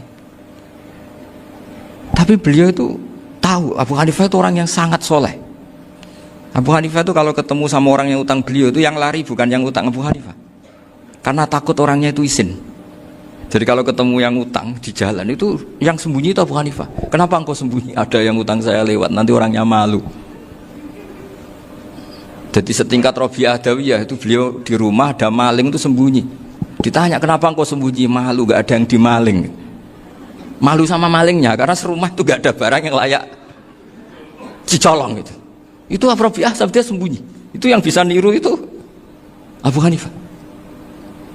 Jadi wali-wali besar ini ternyata saling menghormati dan saling tawassul. Nah, saya berharap tawassul ini bukan sekedar perilaku sosial, tapi memang ada sanadnya. Sehingga terus diceritakan Bali di sini dulu istaqa Umar bil Abbas. Kata siapa tawassul harus dengan Rasulullah SAW? Dulu istaqa Umar bil Abbas. Sayyidina Umar itu tawassul istisqa dengan Sayyid Abbas. Padahal kita tahu Sayyid Abbas ini tidak nabi. Terus beliau cerita sampai Imam Syafi'i tawassul sama Abi Hanifah. Sehingga nggak ada perdebatan itu kan Umar. Kalau Umar kan ada jaminan boleh diikuti karena beliau sahabat. Bali cerita tentang Imam Syafi'i yang tawassul dengan Abu Hanifah. Seargumentatif itu. Sehingga ada cerita dalam sebuah tafsir. Ya, saya ulang lagi, ada cerita di sebuah tafsir. Kenapa Nabi Musa ditanya Allah, wa matilka biyaminika ya Musa? Ma'ana wa ta'ala a'lam. Tentu Allah sangat tahu yang dibawa Musa itu apa. Karena Allah tahu Nabi Musa itu grogi. Orang dipanggil Wali Maksum pasti grogi, santri dipanggil Bahmun pasti grogi. Kenangan saya setiap dipanggil Bahmun ya mesti tanya yang ringan-ringan, wis sarapan ha. Arung sarapan ya sarapan. Pas sarapan ya kan tanduk mangan sing enak wong santri ora tau mangan enak. Ya enggak pernah ngomong yang penting, ngendikan yang penting. Nah, karena Nabi Musa ini grogi, ini sebagian tafsir. Itu ditanya yang ringan, "Sakowe iku nggawa apa?" Karena pertanyaannya ringan, Nabi Musa juga ringan. Ya Nabi Musa itu sampai lali iku pangeran sing ya'lamu sirra wa akhfa. Diterangno. Niki tongkat Gusti. Gunane kathah Gusti tongkat iki. Qala ya asaya atawakkau 'alaiha wa ahusyu biha 'ala ghanami wal ya fiha ma'arifu ukhra. Oh, tongkat Gusti niki penting Gusti. Nggih nak. Nggih macam-macam lah Gusti. Atawakkau 'alaiha wa ahusyu biha 'ala ghanami kangge menghalokan. Masih terangno terakhir dan yang lain-lain Gusti. Wal ya fiha ma'arifu ukhra. Sehingga akhirnya rileks. Karena Nabi Musa terus ngerti. Ternyata ketemu pangeran itu gak seserem yang saya bayangkan gitu. Pertanyaannya ringan. Itu ada ilmunya. Tapi cerita ini yang versi tafsir ini tidak yang seperti di Manaqibul Ghazali. Di beberapa kitab tentang Manaqibul Ghazali diceritakan di alam roh Nabi Muhammad SAW itu yubahi bi ummati, saking yubahinya sampai ngendikan ulama ummati ka anbiya'i Bani Israel. Ulama umatku itu pinternya atau statusnya itu mirip-mirip lah. Kaf itu ya mirip-mirip kayak ulamanya nabinya Bani Israel. Akhirnya Nabi Musa itu tersinggung sekali, bagaimana mungkin ulama disamakan dengan apa? Nabi. Sehebat-hebatnya ulama itu kan tidak akan yabluhu darajatan nubuwah atau yartaqi ila darajatin nubuwah. Itu akhirnya ya kalau kamu nggak percaya panggil. Yang dipanggil Imam Ghazali. Ya Nabi Muhammad juga nggak mau kalah gitu. Kalau manggil ulama RT ya kalah keok gitu. Akhirnya Imam Ghazali datang, ditanya sama Musa, "Mas muka, nama kamu siapa?" "Ana Muhammad bin Muhammad Al-Ghazali At-Tusi Asy-Syafi'i." Itu disebut panjang sih. Nabi Musa guyu-guyu. Kamu ulama kok ngomong yang nggak penting, ditanya namanya kok penjelasannya sepanjang itu, dianggap itu satu kesalahan. Masa tanyanya nama kok ditanya jawabnya Muhammad bin Muhammad Al-Ghazali At-Tusi Asy-Syafi'i, kepanjangan itu. Ketika Nabi Musa agak mencibir, agak gimana itu, terus jadi Imam Ghazali, kalau ini masalah, lebih masalah jenengan. Apa itu? Yang tanya jenengan tuh Allah ya'lamu sirra wa akhfa, dan Allah hanya tanya wa ma tilka biyaminika ya Musa. Harusnya jenengan jawab asoya titik, bukan kepanjangan. Atawakkau 'alaiha wa syubha itu kepanjangan. Allah tanya yang di bawah kamu itu apa? Yang di tangan kamu. Harusnya jawabnya hanya asoya. Tapi kenapa penjelasannya sepanjang itu? Sampai terakhir waliya fiha ma'arifu ukhra. Terus pinter tenan kayak gitu. Terus ada Nabi Musa terus bilang, ya pinter tenan aja gitu. Padahal kita tidak pernah GR seperti itu kan, kebetulan Imam Ghazali gitu. Kalau yang lain mungkin ya keok lah kira-kira gitu. Tapi ini cerita dalam khazanah keilmuan. Benar yang dikatakan Gus Zofur. Saya termasuk orang yang pernah mondok Lirboyo Pasanan. Jadi setelah saya disuruh nemani Gus Kamil, tahun berikutnya Gus jenengan disuruh. Pokoknya anakku mbok sak wulan lah kudu tahu mondok Lirboyo. Piye aku tahu ngaji Wakarim. Terus yang disuruh mbaturi Gus Kamil itu saya. Jadi saya pernah 1 bulan tuh di Lirboyo. Karena saya ini santri beling ya, kontraknya pokoknya penting ziarah Mbah Karim. Biasanya nggak pernah ngaji, ya. Pokoknya gerbar ngisa. Ziarah ya sudah. Ngaji subuh ingat saya sama Gus Imam. Itu dari 17 hari ingat saya ngaji 2 kali. Tapi kalau ziarah ke Mbah Karim sudah lupa jumlahnya karena memang kontraknya disuruh ziarah. Sampai seperti itu. Dan saking senengnya bangun sama Mbah Karim sama masih ingat. Ngamplopi salam template itu masih ingat untuk Gus Anwar, untuk Gus Imam, untuk Gus Kafabi, termasuk untuk Gus Maksum. Itu malam-malam saya dijak ngamplopin. Zaman itu saya masih ingat selawewu. Zaman itu kos 1 bulan itu 13.000. Jadi kira-kira kalau 25.000 itu untuk kos 2 bulan. Jadi saya krusnya itu pakai kos. Saya masih ingat Mondok Sarang itu kos 1 bulan 13.000. Berarti kira-kira 500.000 itu di amplopin sendiri sama Bang. Ini untuk Gus War, ini untuk Gus Imam, ini untuk Gus. Padahal Gus Imam ini mondoknya sudah di Mbah Mun. Itu Mbah Mun hormatnya sampai untuk jatah salam template. Nah yang ribet kebalikannya, kita pulang Gus Imam karena melihat Gus Kamil ini putrane Mbah Mun, Gus Kamil disangoni. Saya juga disangoni karena Gus Imam dulu ngaji juga sama Pak D saya, sama keluarga saya. Itu kata Gus Kamil setelah keluar, mau kamu nih gue abal, boten berarti gue aku. Karena ini penting. Ini kalau sampai dianggap tukar guling. Ribet deh. Jadi ditakwil sendirilah. Mau kamu nih gua abal ya? Mboten wis. Yes berarti halal. Tapi sama Mbah Mun ya ditanya. Ditanyanya bukan apa karena untuk meneruskan tradisi bahwa kalau kiai ketemu itu ya saling memberi hadiah, saling itu sudah faqaddimu baina adena juakum apa? Sedekah. Sehingga ketika Krapyak ini punya Bali Maksum alim alama, kemudian melahirkan murid-murid yang juga ipar kayak Mbah Warsun bisa ngarang Kamus Al-Munawwir, Pak Bik juga punya karangan Kamus Al-Mu'asir. Saya itu punya semua. Karena ini adalah buah dari bahwa kita ini tidak kalah sama produk-produk yang di sana. Bahwa produk di kita ini sudah cukup untuk mengantarkan orang menjadi alim alama. Dulu Mbah Zubair ke Mekah ya sudah alim alama. Gus Zufur ke Al-Azhar sudah alim. Semua teman-teman kita ke Mekah itu sudah alim semua. Padahal produk mondoknya ya tadi mau digojlok kiai ini terus mangkel be keamanan biasanya itu. Biasanya musuh besar pondok itu keamanan. Jadi ya bukan berarti gojlok ibunya Gus Maftuh enggak. Biasanya keamanan itu musuhnya apa? Banyak. Itu tradisi keilmuan itu harus dijaga dengan hujjah dan dengan tadwin, dengan pembukuan. Saya punya sekian cerita ya. Misalnya dulu kita mungkin iskal itu janggal. Kenapa sih orang Islam tukaran sama orang Islam itu? Sehingga di antara doa Nabi yang enggak dikabulkan Allah, enggak boleh dikabulkan sama Allah, enggak boleh, bukan berarti enggak mustajab. Redaksinya famana aniha, memang enggak boleh. Redaksinya bukan falam yastajib lahu tapi famana aniha. Di Al-Marrah As-Salisa ini Nabi dilarang, yaitu melarang umat Islam itu jangan sampai tukaran sama umat Islam sendiri. Itu kata Allah, ya enggak bisa kata Allah kalau itu enggak saya kabulkan. Itu dulu guru-guru kita nyontohkan sederhana. Kira-kira kalau saya tukaran wek Gus Zofuru Mbah Mun luwih ikhlas dibanding ditukari wong liya. Nek ana kakak ditabuk adik wong tua luwih ikhlas dibanding ditabuk tangga. Barokahnya membaca kita lebih mentoleransi. Kalau ada Mbah Hashim dikritik Mbah Fakih Mas Kumambang kita ikhlas itu. Tidak dikritik guru PAUD itu kan. Atau dikritik orang-orang yang enggak bisa ngaji. Artinya ternyata keliru kita bilang kiai kok tukaran. Justru bagus kiai tukaran dibanding kiai dikritik guru PAUD atau dikritik orang-orang yang nggak bisa baca kitab. Akhirnya barokahnya baca kita menjadi tahu. Dulu Mbah Mun sering cerita, ini masih cerita silsilah ya. Jadi Mbah Ali Maksum tadi kita tahu di antara guru besarnya Mbah Ali Maksum tentu Mbah Mahfud Termas. Beliau adalah adik dari Kiai Mahfud Termas. Mbah Dimyati ini adik Kiai Mahfud Termas.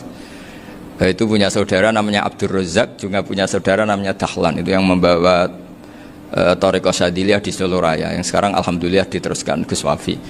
Dulu di antara pesannya Mbah Mun ke saya, hak Wafi kandani kon ziarah ning Mbah Dimyati. Mergo Thariqah Syadiliyah dulu itu yang bawa keluarganya Mbah Dimyati. Jadi semuanya ini masih dzurriyyatan ba'duha min ba'd. Nah pesan saya karena tadi Mbah Munawwir yang termasuk orang pertama yang bawa Quran, bawa qiraah sab'ah. Kenapa saya bilang termasuk? Karena kalau bilang paling pertama ini nanti butuh data dan itu agak kerepotan. Tapi yang jelas mimman istahara lah. Mimman istahara yang membawa sab'ah ke sini itu adalah Mbah Munawwir. Terus beliau ngajarkan diantaranya ke Mbak Arwani pakai kitab Satibi, pakai kitab Nazmus Satibi. Terus Nazmus Satibi itu diteruskan oleh Mbak Arwani, ditulis. Yang nulis dulu Mbak Dola Salam. Bapak saya itu murid Mbak Dola. Dulu Mbak Dola sebelum ke Mbak Arwani ngaji sama Ki Said di Sampang. Bapak saya sebelum ngaji di Mbak Dola sudah hafal Quran lewat buyut saya sendiri namanya Ki Zubaidi. Yang Ki Zubaidi akhirnya jadi menantunya Mbak Ahmad Su'eb. Jadi buyut saya kandung ini namanya Sofia, itu angsal keluarga Lasem, yang adiknya Sofia ini punya adik Badia yang jadi ibunya Ki Sahal. Terus Ki Sahal punya Mbak Yu namanya Muzayanah, punya di Garwo Ki Mansur punya anak Gus Koyum. Jadi dulu ibu saya, ibunya Gus Sofur, ibunya Pak Maftu itu semuanya di Lasem. Karena saya dari keluarga Gen ya Lasem, dari keluarga sanad guru ya Lasem. Tapi Lasem Bahdowi itu dulu ngajinya di Mbah Umar Harun di Sarang. Mbah Umar Harun ini menangi Sayyid Ahmad Zaini Dahlan. Sayyid Zaini Ahmad Zaini Dahlan ini punya cucu keempat yang hidup di Sedan. Terus makamnya di Lasem, namanya Habib Haidar. Itu yang nulis biografinya Mbah Maksum. Mbah Maksum bukan Bali, biografinya Mbah Maksum. Itu ditulis oleh Habib Haidar, namanya Haidar bin Hasan bin Sodaqoh bin Ahmad Zaini Dahlan. Nah, Habib Haidar ini menantunya Sayyid Hamzah Sato. Hamzah Sato itu Hamzah bin Abdullah bin Umar. Itu kakaknya Sayyid Abi Bakar Sato, Sohibul I'anah. Nah, Sayyid Umar ini yang dulu ngajari mbahnya Mbah Mun namanya Ahmad bin Su'eb. Nah, di antara ajarannya adalah baca kitab-kitab kecil yang bisa dihafal. Dibawalah ke sarang jadi metode muhafadzah. Tapi kemudian lama-lama oleh pondok itu jadi syarat kenaikan kelas. Dulu nggak ada muhafadzah untuk kenaikan kelas ya, supaya orang alim itu harus hafal. Lama-lama dipakai syarat untuk muhafadzah. Jadi semua ini sanad harus kita ingat supaya kita bisa menjaga tradisi. Termasuk tradisi ini kiai seneng jagungan, terus ngomong penting. Itu juga sanad. Setahu saya Mbah Mun itu kalau ketemu bapak ya guyon terus. Saya punya kenangan tuh yang dulu agak iskal tuh begini. Ada isu lah, entah isu entah hoax entah apa, ada kaji itu agak beling itu, pokoknya beling lah gitu. Seneng siapa itu, rondo lah apa. Pokoknya beling gitu. Ketika Mbah Mun dilaporin tamu kalau kaji itu beling sama rondo itu. Mbah Mun tanyanya lucu. Lu ayu no cung. Wahyu banget Mbah. Wahyu. Itu bapak juga bakas ayu nih. Dulu saya sekali ini kiai kok bakas wong ayu, bakas budine barang lah kira-kira gitu. Tapi setelah saya tambah alim, tambah ngerti itu, kata bapak gini, ya apik bakas ayu hak timbang iya no malah qadzaf. Ternyata seni. Sekali Mbah Mun atau bapak bilang, "Waji kok zina kaji," maka larinya ke qadzaf. Maka menghindari bahasa menuduh, ngomong yang enggak penting. Lho ayu no. Jadi kiai dulu tuh orang sok suci tapi menghindari hal-hal yang jadi punya seni untuk ngelola kehidupan. Orang bermalam-malam jagungan sama teman asik itu kan perlawanan terhadap nafsu kita, syahwat kita untuk mungkin nikmati dugem di bar atau di tempat-tempat maksiat. Itu setan di Indonesia tuh kakuati sama Ki Jawa. Orang supaya tidak tertarik maksiat itu Ki Jawa cukup ketemu kancane masak terong guyon, gejol-gejolokan zaman mondok, sewengi lulus sangka maksiat. Bar wis tutup. Perlawanannya sederhana, nggak pakai tahajud, nggak pakai wiridan, karena Ki Jawa juga koyoknya rapati potongan ahli ibadah gitu, jagungan gitu. Jadi setahu saya itu pernah lihat Bali itu sekali ketika beliau ngisi ceramah di Mbah Hamid Bedowi, saya masih kecil diajak bapak.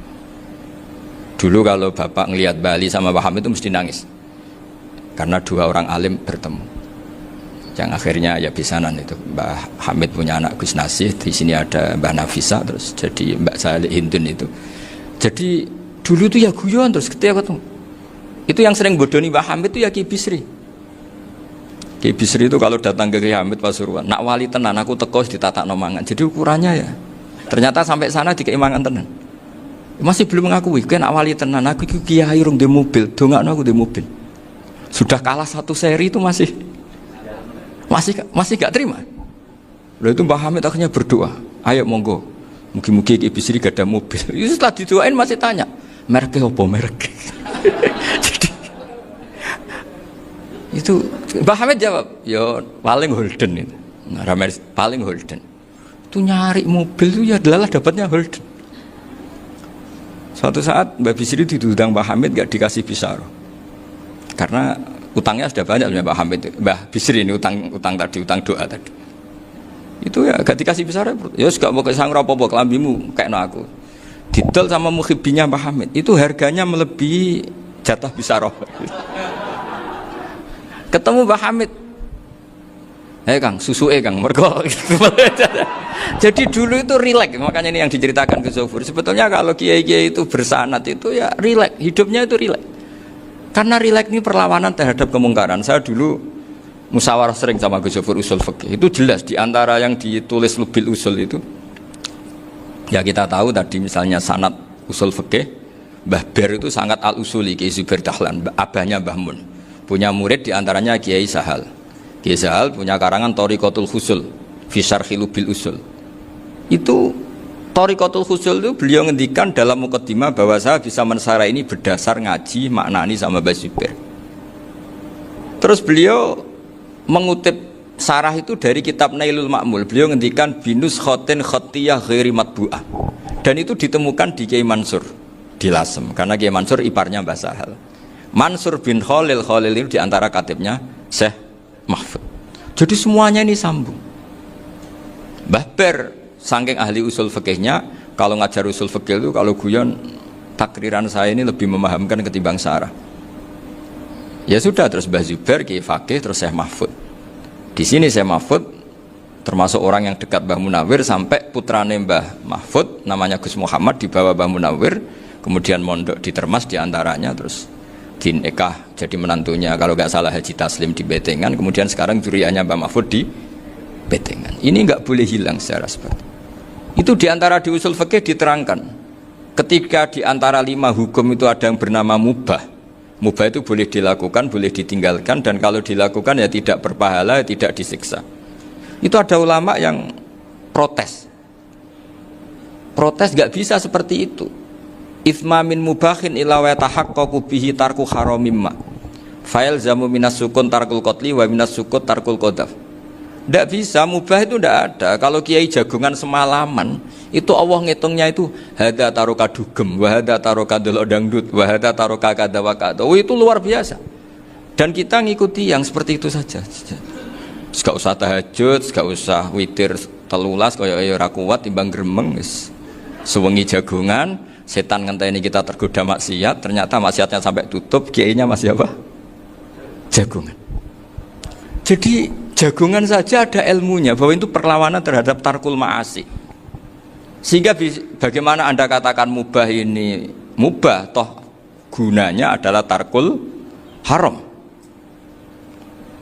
Meskipun efek mubah juga bisa tarkul wajib, wae bojo blonjo turu. Karena wae ngrumat ibuke turu.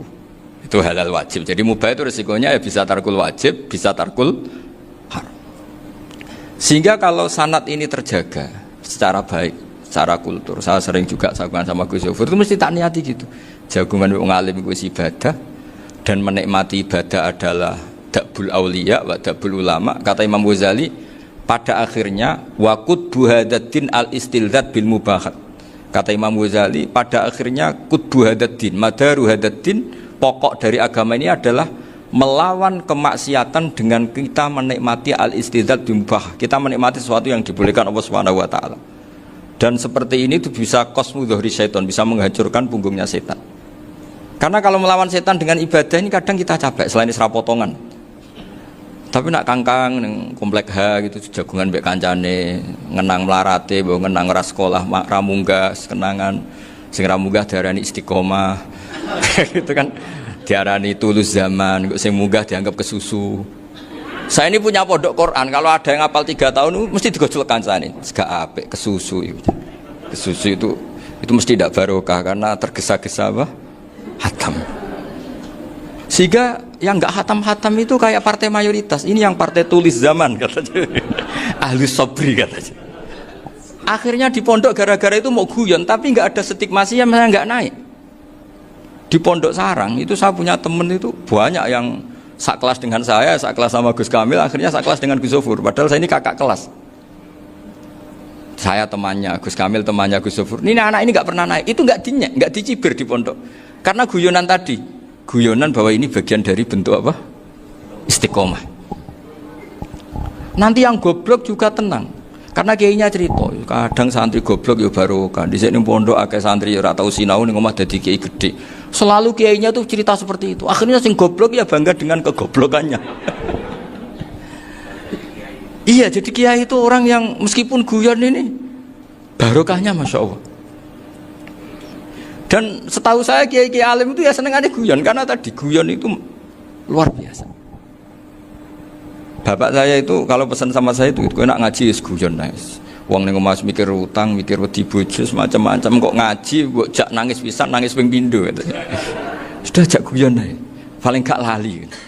Dan beliau punya dalil kul bi fadlillah bi rahmati fa bidzalika falyafrah. Jadi jangan sampai orang ini farah bil maksiat, jangan sampai orang itu. Dan ini yang saya kenang dari sekian cerita murid Bali. Mbah Ali Maksum ya senangane guyon. Gejol-gejolkan mbek santri guyon. Ini saya maklumatkan ke semua santri beliau bahwa ini bukan sekedar guyon, tapi al-istildad bil mubahat. Ini adalah perlawanan terhadap setan, karena banyak orang bisa senang tuh kalau nunggu maksiat. Ini bisa senang dengan sesuatu yang tidak maksiat. Itu kayak apa hebatnya?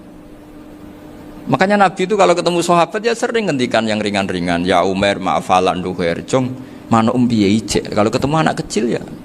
Nanti ketemu yang tua-tua yang sudah nggak bisa mikir, ya tetap cerita-cerita. Saya mohon sekali murid-murid kerap ya, jangan hanya ngaji fikih. Kalau hanya ngaji fikih itu posisi Abu Hanifah itu seakan-akan nyun sewu orang yang sangat tidak ahli hadis. Karena beliau di situ kelihatan kalah sekali dengan Imam Syafi'i. Apalagi di perdebatannya Muhammad bin Hasan Asy-Syaibani dengan Imam Syafi'i itu kelihatan sekali betapa Abu Hanifah itu orang yang nyun sewu ditinggalkan dalam ilmu hadis. Sampai beliau hanya dapat gelar min ulama ahli ra'yi, termasuk ulama yang kuat logikanya. Juga harus baca kitab-kitab seperti ini. Ternyata di balik Imam Syafi'i mukhalif pada beliau di bab-bab fikih, perilakunya sangat hormat. Sampai beliau tuh kalau tawassul ke kuburannya Abu Hanifah. Dan beliau ngendikan an-nasu fil fiqhi iyalun ala Abu Hanifah. Semua orang yang ahli fikih itu masih anak buahnya Abu Hanifah. Saya berkali-kali cerita, mazhab Syafi'i itu alatut tadhir hanya dua, yaitu alma wa turab. Abu Hanifah nambahi wanar. Alasannya Abu Hanifah, orang mukmin yang dosanya banyak itu dibakar di neraka, dan alasannya Allah litadhirihim, untuk mensucikan mereka. Sehingga pikirannya Abu Hanifah, an-nar itu min alatit tadhir. Apa yang terjadi ketika bata itu batu bata yang dibakar, di situ campur teletong, campur apa-apa, itu kalau sudah mazhab Abu Hanifah selesai, sudah suci, karena sudah ngelewatin pembakaran. Meskipun kita tidak akan kalau kehilangan air terus wudhu dengan api, bisa bunyak semua itu. Tapi apapun itu menjadi solusi. Sehingga saya punya kitab namanya Ikhtilafu Malik, Ikhtilafu Malik wa Abu Hanifah atau Ikhtilafu Syafi'i ma Abu Hanifah. Itu kelihatan sekali kalau Abu Hanifah itu nyuruh saya posisinya kalah. Karena yang ngarang orang-orang Syafi'i. Tapi kalau melihat kitab-kitab kewalian, misalnya di kitab Mizan Kubro, ini juga sering disebut kisah itu Mbah Ali Maksum tentang Imam Sa'roni. Berkali-kali beliau mengutip Mizan Kubro. Itu Abu Hanifah adalah orang yang sangat mukasyafah. Artinya ketika Nabi cerita air wudhu itu menjatuhkan dosa, tidak ada air wudhu yang jatuh ke kamu kecuali saat itu juga dosa kamu jatuh. Itu beliau datang ke Madharota Kufah. Kemudian beliau bilang sama si orang tua tadi, tub anizina. Orangnya terus bilang atubu minazina. Ada lagi pemuda datang dibilangin tub an ukuki walideka, terus bilang tub tu an ukuki walidayya. Sampai yang terakhir ada tub an simai alatilahwi atau an samai alatilahwi, terus tub tu an samai. Ketika orang itu ditanya, kenapa engkau begitu tahu dosanya apa? Saya tahu air wudhu ini menjatuhkan apa. Jadi kira-kira kalau zina mungkin ya batang babi lah. Kalau hanya sekedar melihat bak-bak mungkin ya curut atau tikus lah kira-kira gitu. Nak dulu sediluk ya mungkin ya tikus cilik gitu. Nak dulu suwi ya tikus werok itu atau apalah. Pokoknya beliau itu tahu. Tapi anehnya Abu Hanifah apa? Setelah itu dia nangis minta mukasafahnya ditutup. Ya Allah, saya ini mukasafah kok malah menjadi tahu sawatil mukmin. Padahal aturan syariat jenengan man satara musliman satarahu, bahwa enggak baik melihat jeleknya orang mukmin. Minta ditutup. Makanya saya ini bangga ada mukasafah. Makom yang kita sampai sekarang itu makom setelah Abu Hanifah mukasafah. Jadi Abu Hanifah repot-repot mukasafah, minta makomnya ditutup tidak menjadi mukasafah. Dan alhamdulillah kita sudah tidak mukasafah sebelum minta ditutup. Jadi kita ini keren. Keren karena aturannya itu man satara musliman satara huwa, yang tidak tahu aibnya orang muslim maka Allah akan nutupi aibnya di akhirat. Dan kita alhamdulillah barokahnya ndak mukasafah, ndak ngerti aibnya orang mukmin. Jadi kita harus pakai patokan ilmu.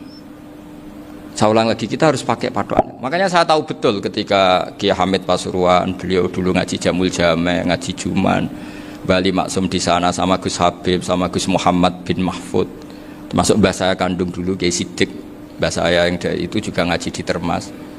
Bapak saya dulu Kiai Nur Salim ngaji di Buyut Baiti. Dulu itu kawin juga sederhana, kak cerita Gus Zofur. Jadi bapak saya kandung itu Kiai Nur Salim itu ngaji di Mbah Baiti. Mbah Baiti itu adik kandungnya buyutnya saya dari ibu. Nah, Mbah Baiti itu teman akrabnya mbah saya namanya Kiai Nur Sam, Mbah Nur Sam. Singkat cerita terus Nur Kiai Jorabi narat Arabekno itu. Setelah bapak saya ke Badullah mau ditawarin jadi mantu, kata bapak saya kula pun dipek mantu Mbah Baiti. Akhirnya dapat ibu saya itu. Karena ibu saya itu cucu Mbah Baiti, cucu lambung. Jadi mbahnya ibu saya itu Mbak Yunya Mbah Baiti. Namanya Mbah Sofia tadi yang dapat Mbak Idris itu. Yang Mbak Idris ini bin Umar. Ya Umar, Mbah Umar yang mbahnya Mbah Hamid itu. Hamid bin Abdul bin Umar. Kalau bahasa itu Fatimah binti Idris bin Umar. Dulu kecilnya Mbah Idris namanya Abdul Khalik. Kalau kecilnya Mbah Hamid namanya Abdul Mukti. Kalau kecilnya Mbah Maksum namanya Muhammadun kalau nggak salah. Dulu itu orang dulu itu namanya dua-dua karena diganti ketika musim apa? Haji. Jadi ini terjaga. Sehingga tidak ada ceritanya kiai-kiai yang jagongan kemudian santrinya itu yang agak-agak khawarit. Kiai kok sungi-sungi jagongan, gak tahajud, gak duha, itu tidak ada seperti itu. Karena ini dianggap fi'lul mubahat untuk melawan mungkarat. Jadi sehingga di kitab Ihya diterangkan, kamu jangan ngira orang-orang soleh ketika jagungan itu min ahlil bitolah wa takasur, itu orang-orang yang pemalas, itu enggak. Tapi mereka bisa mengasyiki Allah, bahwa dalam jagungan ketemu teman ya asik, gejul-gejulkan sama Pak Maftuh ya asik. Dan keasikan ini bentuk perlawanan terhadap keasikan harus dengan maksiat. Itu kayak apa kalau kita ngaji sampai seperti itu? Termasuk tadi yang diceritakan Pak Maftuh kitab Hunyah. Semoga beliau cerita juga pernah belajar. Saya pernah belajar kitab Hunyah khatam.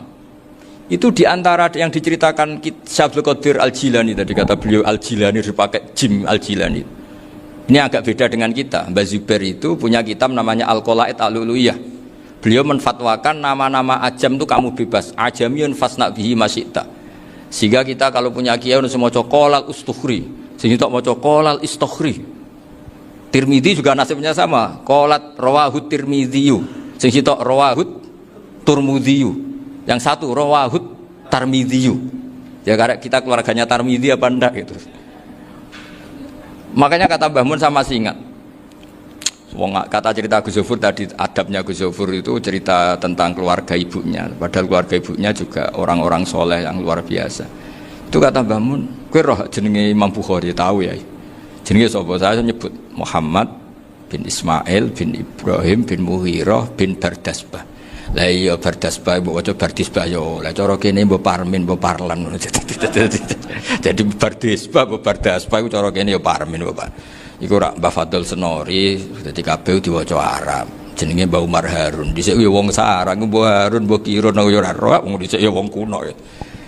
Jadi kalau versi Mbah Fadl, termasuk yang pertama bikin nasab Mbah Maksum itu tulisannya Mbah Fadl yang dikutip Habib Haidar tadi. Ya saya seperti Gus Zofur juga mencari-cari hubungan ulama-ulama di Jawa. Itu Mbah Mun itu kalau bicara ya mbahku ono sing jenenge Kiai Serut. Kalau ditulisannya Mbah Fadl itu Syaraf. Jadi Mbah Fadl itu fanatik orang-orang alim itu ditulis Arab, kalau Mbah Mun itu Jawa.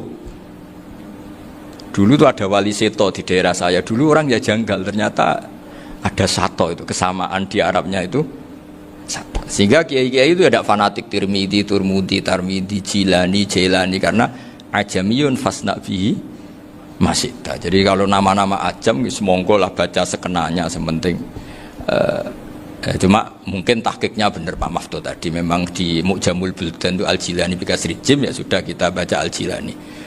Sebab itu kayak Pondok Pelosok Lirboyo itu menurut saya bagus. Orang itu maknani betul sama gurunya. Kalau sarang enggak. Kalau pondok Lirboyo, pondok yang tadi ternyata keluarga Mbah Munawir sini pernah bisanan, yaitu Mbah Zaini pernah nikah sama Nyai Komariah ya kalau nggak salah, punya putra Gus Habib ya, Pak Toha dan sebagainya. Itu betapa hubungan pondok Quran sama pondok kitab dulu itu nggak pernah terputus. Bapak saya selapal Quran itu dulu ngaji Mbah Zubair. Jadi bapak saya sering ngutip mu'en apa, padahal bapak saya itu terkenal tuh, beliau cita-citanya itu saya ingin hafal Quran kayak hafal Fatihah. Beliau itu sampai sepulahnya sekali. Karena beliau inginnya hafal Quran kayak hafal Fatihah. Termasuk murid terbaiknya Mbah Dullah bapak saya. Itu ya ngaji kitab. Sehingga kata Mbah Mun, jadi Mbah Munawir de mantu Bali Maksum, itu ya sudah dipenggali. Sudah dipenggali dituruti pangeran. Lahirlah seorang Bali Maksum yang membawa. Tadi dulu itu ya Gus Muhammad yang ngaji di Termas, nanti Mbak Arwani sebelum ngaji di sini ngaji di Tebu Ireng. Sehingga Mbak Arwani bisa ngarang kitab. Beliau ngarang kitab tentang Sab'ah. Faidul Barokat namanya. Ya nulisnya ya fasih ya. Saya punya tulisan tangannya Mbak Arwani itu banyak. Saya juga punya tulisan tangannya Mbak Hasyim Asy'ari ketika nyurati buyut saya yang di Damaran itu pakai bahasa Arab. Jadi dulu itu Mbah Ali Maksum juga sama. Surat-suratannya dulu sama tokoh-tokoh Muhammadiyah ya bahasa Arab. Nah ini harus kita dengar dari abna, dari bahwa Mbah Maksum kemarin yang diceritakan Gus Zafur di Khol Mbah Maksum, kue kudu belo NU, kudu tetap NU, tapi bukan dengan cara membenci Muhammadiyah. Tadi Pak Maftuh menguatkan sanad itu dari Pak Atabik bahwa Muhammadiyah termasuk ahli sunnah wal jamaah. Karena sama-sama tidak sabus sahabat, sama-sama ikromus sahabat dan sama-sama bermadhab. Nah soal akhirnya ada beberapa yang usrapati seneng ngaji, ini yang agak ribet. Tapi kamu tidak usah ngeritik Muhammadiyah agak seneng ngaji, kayaknya juga sama, kita nggak seneng ngaji juga banyak itu. Jadi kalau ngeritiknya masalah itu kan kita ya agak-agak sama. Ya jadi ternyata di sini, terus ini yang terakhir supaya nggak lama-lama, Bali juga punya sisi keras sekali. Jadi dalam hal-hal yang khas ini di halaman 87 itu keras sekali. Beliau ngendikan wahal bi jununun hatta usdira amri lil mu'minin alla yazuru rasulahum. Jadi ketika saya tadi sudah bilang bahwa beliau sering muji Ibnu Taimiyah dalam banyak hal, tapi dalam banyak hal juga beliau mengkritik Ibnu Taimiyah ketika menafsirkan la tusaddur rihal illa ila salasati masajid. Kemudian Ibnu Taimiyah tidak mentasrekkan, tidak mensunatkan ziarah kubur Rasulullah sallallahu alaihi wasallam. Beliau mengkritik. Dan cara mengkritik adalah ngendikan ulaikal ladzina yuriduna ayyahulu bainahu sallallahu alaihi wasallam wa baina ummatihi fi nakhiyatin. Itu adalah orang-orang yang ingin membuat batas antara Nabi dan umatnya. Saya termasuk terinspirasi makalah Bali ini adalah bagaimana Anda mengkafirkan orang Islam berdasar qala Rasulullah sallallahu alaihi wasallam. Wan nabiyyu asyaddun nasi syafaqatan li ummati. Wan nabiyyu akhrasun nas, orang yang paling serius supaya umatnya ini selamat. Kemudian Anda dengan hadisnya Nabi mentafrik bainahu wa baina ummati berdasar dawuh Kanjeng Nabi. Lu cek mentalani. Makanya saya itu enggak pernah keras di bab ini. Misalnya nyuruh saya ada santri sarang yang nakal. Itu saya tidak berani komentar karena saya tahu Mbah Mun itu sangat mencintai santrinya meskipun yang nakal. Saya melihat sendiri, bukan jari ada santri yang cara pelaturan pondok itu diboyong karena nakal. Itu Mbah Mun ngendikan begini, ya cung yo ke diboyong itu cara aturan pondok. Nah aturannya pangeran agar kowe tobat dadi wong apik ya dadi wong saleh. Ya kowe kudu tetep sering rene, kowe tetep santri kudu dunya akhirat. Soal pondok ya ben ana aturan, ben menjen kowe nakal nemen ya diboyong, tapi kowe tetep wong apik. Jadi karena kita tidak mungkin mentafrik bainahu wa baina talamidhi. Kita tidak mungkin mentafrik baina nabi wa baina ummati karena nabi adalah apa? Asyaddun nasi syafaqatan li ummati. Sampai saking sayangnya nabi itu ngendikan syafaati li ahlil kabair min ummati. Lho koyo apa baiknya nabi? Ora melok nakal, ora melok maksiat, tapi melok nanggung swargane. Iku waktu gali sampean wis kowe utang gak apa-apa, bangkrut gak apa-apa, sing nyaur bapak. Gua sampean ngono top tenan. Anake yo ngawur tenan maksudnya itu, tapi top tenan. Lah nabi ku umate sing dosa iku umate, nabi sing nyuwun sewu, cara Jawane sing kangelan nyafaati. Karena nabi gak boleh dipisahkan dengan umatnya. Makanya kata Bali Maksum, ulaikal ladzina yuriduna ayyahulu bainan nabi wa baina ummati. Itu mereka adalah orang yang ingin memisahkan nabi dengan umatnya. Masa kita ngafirkan umatnya Nabi berdasar dawuh Nabi? Itu kan sama, saya benci santri Anwar berdasar dawuh Mbah Mun, padahal orang tahu semua begitu sayangnya Mbah Mun terhadap santrinya. Sama juga kamu benci santrinya Bali Maksum berdasar dawuh Bali, padahal beliau sangat mencintai santrinya. Nah, kultur-kultur seperti ini tidak boleh hilang. Kita punya sanad, punya guru, punya keluarga yang sama. Jadi mbah-mbah saya itu orang Tuban, dekat sama posisi Ibrahim Asmoro Konti tadi yang diceritakan. Jadi di kampung saya, kampungnya bapak saya itu ada makomnya Siti Syariah, itu mbak kandungnya Sunan Bonang. Dan bapak dulu sering ngajarin ziarah saya ke Mbak Asyari. Mbak Asyari itu bin Jumadil Kubro, berarti Mbak Asyari itu saudaranya Mbak Ibrahim Asmoro Konti, gurunya Sunan Bonang. Jadi Sunan Bonang ke Tuban tuh karena disuruh ngaji sama Mbak Asyari, Mudin Asyari itu yang di Bejagung itu. Jadi ini semua sanatnya itu jelas, aturannya jelas. Kan Sunan Bonang bin Ampel bin Ibrahim Asmoro Konti bin Jumadil Kubro. Lah yang Mbak Asyari ini adiknya Ibrahim Asmoro Konti, makamnya di Bejagung di Tuban. Dulu Sunan Bonang sebelum ngaji kemana-mana ngaji di Bejagung itu di Mbak Asyari itu. Terus kemudian Sunan Bonang hidup di Lasem, di Pasujudan di Lasem. Makanya Lasem banyak orang alim karena ya dulu Sunan Bonang itu diantara aktivitasnya itu di Pasujudan di Lasem itu. Wafatnya kila di Bonang, kemudian mau dibawa orang Madura ke Madura, terus diambil Mbak Asyari, pernah mbahnya karena muammar Mbak Asyari, terus dimakamkan di Bonang. Jadi cara berpikir Mbah Ali ini menginspirasi saya. Kita tidak boleh mengkafirkan umatnya Nabi berdasar dawuh Nabi. Karena apa? Itu yang tidak diinginkan Nabi. Nabi itu inginnya yang di luar itu masuk, bukan yang sudah di dalam dikeluarkan.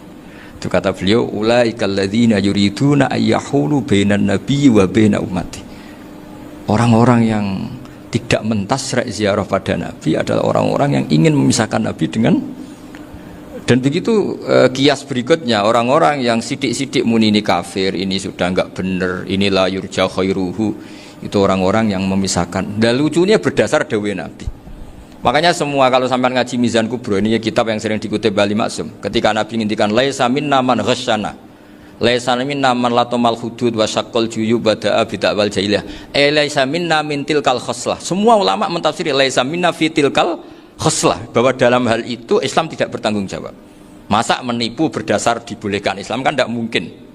Semua perilaku yang salah disebut Nabi laisa minna fi tilkal khoslah, bukan laisa minna fayakunu huwa kafiran. Tidak ada satu ulama yang mengatakan laisa minna berarti orang ini kalau menipu sudah kafir. Ketika dosa ya sak dunya kafir kabeh. Siapa enggak pernah menipu? Sekedar pernah. Siapa enggak sering menipu bahkan? Hobi kadang ya rezekinya dari nipu. Lah itu kalau betul maknanya laisa minna terus kafir, semua orang di dunia kafir. Karena siapa sih yang selain Nabi yang enggak, selain Nabi kan enggak mungkin apa? Maksum. Belum lagi menurut teori usul fikih ada nipu yang wajib.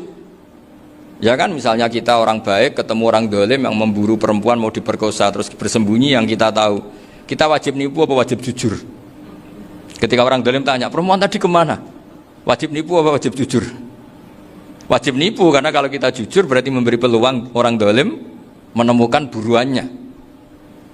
Jadi betapa alimnya. Dan ketika kitab Mizan Sa'roni dipakai Bali, dipakai Mbah Mun, saya pernah ngaji Mbah Mun, terus kita tahu maknanya laisa minna fi tilkal khoslah. Sehingga kita tidak mengatakan laisa minna dengan terjemahan letterlek tidak termasuk umatku. Kita tidak akan menambahi fakta frek fayakunu kafiran, tidak akan selamanya. Karena maknanya laisa minna fi tilkal khoslah. Kenapa kita selalu begitu? Karena enggak mungkin kita memisahkan umatnya Nabi dengan Kanjeng Nabi berdasar dawuh Kanjeng Nabi. Karena Nabi adalah berstatus bil mu'minina raufur rahim.